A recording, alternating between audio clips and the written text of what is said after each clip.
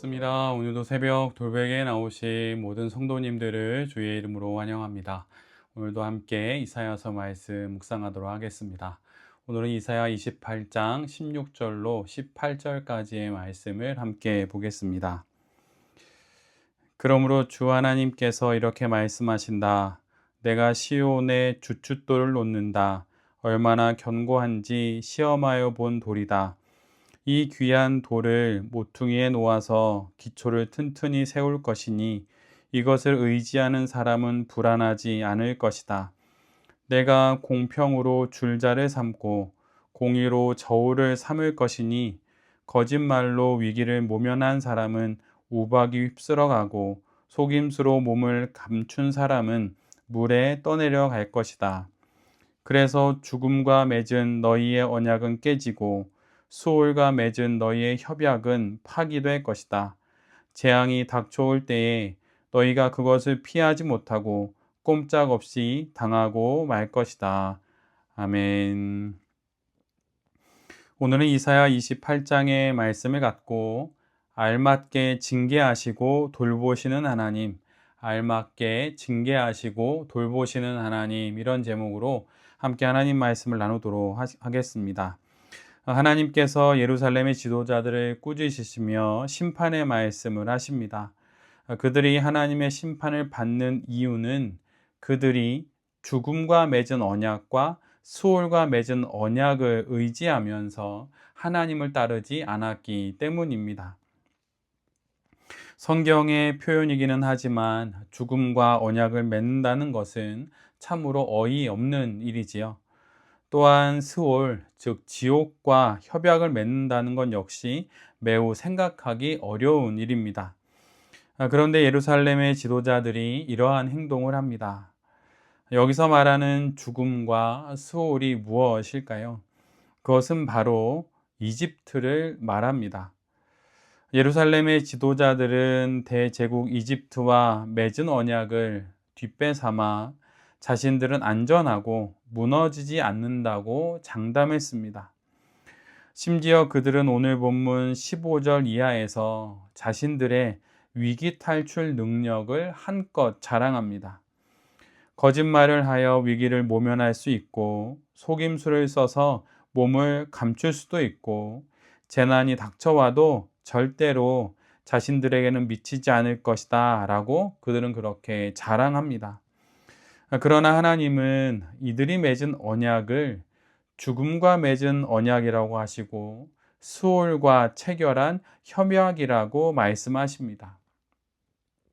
살기 위해 맺은 애굽과의 언약은 실은 죽음과 손잡은 것이고 지옥과 한 팀이 되기로 사인한 것과 같다는 것이지요.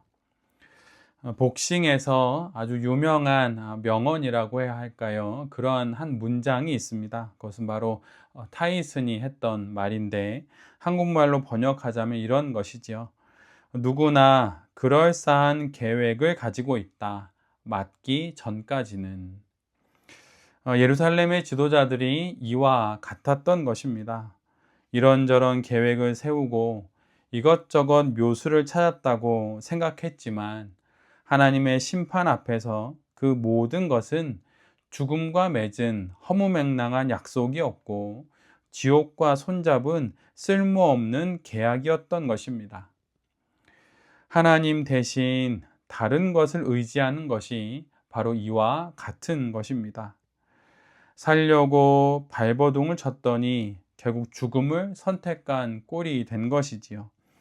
이방 나라와 상호 보호를 위한 조약을 맺었다고 생각했지만 그것은 지옥문을 열어젖힌 것과 같은 일이 되었습니다. 거짓말과 속임수를 마다하지 않으면서 수단과 방법을 가리지 않고 뛰어다니다 보면 살 수 있을 것이다 라고 여겼지만 그 모든 것들은 20절의 말씀처럼 침대가 짧아서 다리를 펴지 못하는 것과 같고 이불이 작아서 몸을 다 덮지 못하는 것과 같은 신세가 되고 마는 것입니다. 우리 모두는 인생을 살아가며 인생을 살아갈 여러 방편들을 찾게 됩니다. 그러나 그 모든 것 중에 우리가 먼저 해야 하는 것은 하나님을 의지하는 것입니다. 하나님만을 의지하는 것입니다. 괜한 것들과 약속을 하고 협약을 맺고 도장을 찍어도 소용이 없습니다. 하나님만을 의지하는 것이 유일한 우리의 살 길입니다. 하나님과 맺은 언약만이 우리를 살리는 약속이 된다고 하는 것을 우리 모두가 잘 기억해야 할 것입니다. 오늘 본문 후반부를 보면 하나님의 심판이 어떠한 것인지 자세히 말씀해 주십니다. 당시는 농경 생활이 생업이었던 그런 시대이지요. 그래서 이사야 선지자는 씨를 뿌리기 위한 그 준비 단계부터 타작에 이르기까지 농사의 전 과정을 통해서 하나님의 심판이 어떠한 것인지를 우리 모두에게 전해줍니다. 농부는 언제 어디에 씨를 뿌려야 할지 잘 알고 있습니다. 그리고 곡식에 따라서 어떻게 기르고 어떻게 수확해서 또 어떻게 타작을 해야 하는지도 잘 알고 있습니다. 각 씨앗의 크기와 또 특징에 맞춰서 땅을 고르고 파종의 시기를 정합니다. 오늘 본문을 보면 소회향과 대회향이 나오게 되는데 이것은 음식에 들어가는 일종의 향신료입니다. 근데 그 앞에 붙어 있는 소와 또 대라는 표현처럼 그 알갱이의 크기가 하나는 작고 다른 하나는 큰 것입니다. 농부는 여러 씨앗을 심는데 평평한 땅에는 소회향과 대회향을 심고 밀은 줄을 맞추어 심고 보리는 적당한 땅에 귀리는 가장자리에 심게 됩니다. 또한 타작해야 할 시기가 되면 각 씨앗에 맞춰서 다르게 타작을 합니다. 소회향과 대회향은 열매가 작은 편에 속하므로 막대기와 같은 비교적 가벼운 도구를 사용합니다. 반면에 밀은 이보다 큰 도구를 사용합니다. 그리고 각 곡식들이 으개지지 않도록 알맞게 그 한계를 정해서 지켜가면서 타작을 하게 되는 것이죠. 바로 이와 같은 것이 하나님의 심판입니다.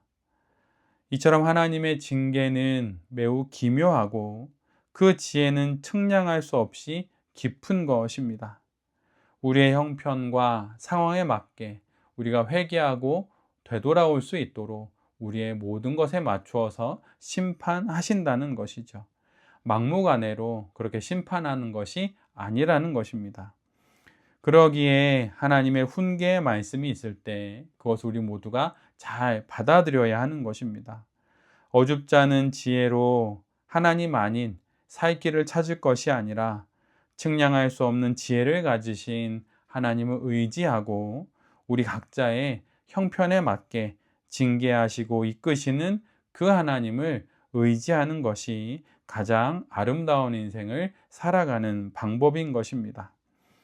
그렇게 하나님을 의지할 때 하나님의 징계는 훈련이 되고 하나님의 심판은 우리를 새롭게 하는 하나님의 은혜가 되는 것입니다. 오늘부터 또 새롭게 한 주를 시작하게 됩니다. 이 한 주도 하나님하고만 언약을 맺고 살아가면서 내게 가장 알맞게 언제나 행해 주시는 하나님을 의지하며 신실하게 살아가는 우리 모두가 될 수 있기를 간절히 기도드립니다. 아멘. 함께 기도하겠습니다. 주님, 살아보겠다고 이곳 저곳 여기저기 두리번거리지 않겠습니다. 하나님하고만 언약을 맺겠습니다. 하나님하고만 계약을 맺겠습니다. 그리고 하나님만 의지하겠습니다. 주님, 우리를 가장 잘 아시는 주님께서 우리를 가장 좋은 길로 인도해 주실 것을 믿습니다. 하나님의 징계는 우리를 더욱 거룩하게 하는 훈련임을 알고 하나님 곁에서 평생을 살아가는 우리 모두가 되게 하여 주시옵소서.